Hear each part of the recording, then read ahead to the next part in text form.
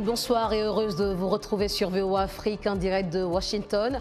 L'actualité dans le monde aujourd'hui, nous sommes ensemble pour 30 minutes. Sans plus tarder, voici les titres. Présidentielle aux États-Unis, Joe Biden met au défi son rival Donald Trump de débattre à 2 reprises avant le scrutin. En outre, une vidéo de campagne du président critique la politique migratoire de son prédécesseur. Reportage à suivre.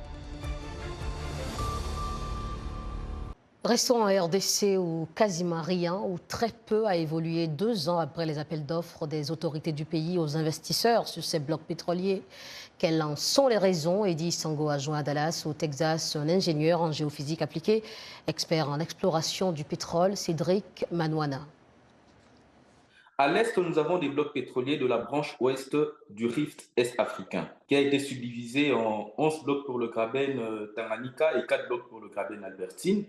Ces blocs ont démontré toutes les potentialités pétrolières parce que l'histoire géologique de la zone nous atteste qu'il y a la présence d'un système pétrolier fonctionnel et certains travaux ont été effectués. Mais nous devons savoir que les compagnies pétrolières sont premièrement attirées par les blocs pétroliers que s'ils possèdent des données. Et c'est le cas dans la branche ouest du rift est-africain, mais le grand problème se situe au niveau de l'évacuation. Aujourd'hui, la RDC ne raffine pas de pétrole et nous avons du pétrole dans cette partie est, mais une fois que le pétrole est découvert et extrait, nous ne savons pas par où nous devons l'évacuer. Raison pour laquelle, lorsque le gouvernement a initié ses appels d'offres sur ces blocs pétroliers, il n'a pas tenu compte du lieu d'évacuation.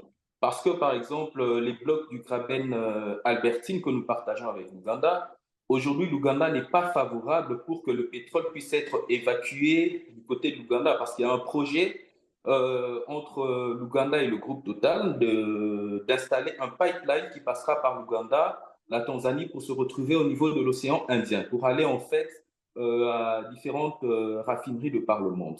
Alors, tous les blocs que nous avons dans la partie est n'ont pas de lieu d'évacuation.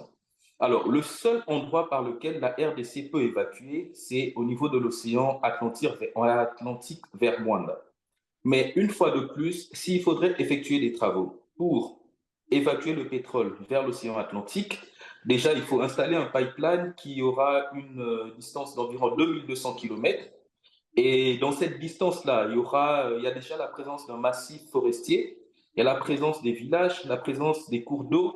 Il faudra faire une étude d'impact environnemental et social importante avant de le faire. Et toute société pétrolière qui sera disponible à prendre un bloc aura des difficultés lors de son montage financier pour pouvoir effectuer de tels travaux. Pour l'Ouganda aujourd'hui, la roche a une épaisseur de 3 km, tandis que du côté de la RDC, nous avons 6 km d'épaisseur. Donc aujourd'hui, logiquement, la crainte est qu'un jour, l'Ouganda puisse effectuer des forages déviés et puiser le pétrole dans le sous-sol congolais sans que la République, sans que les autorités puissent s'en rendre compte.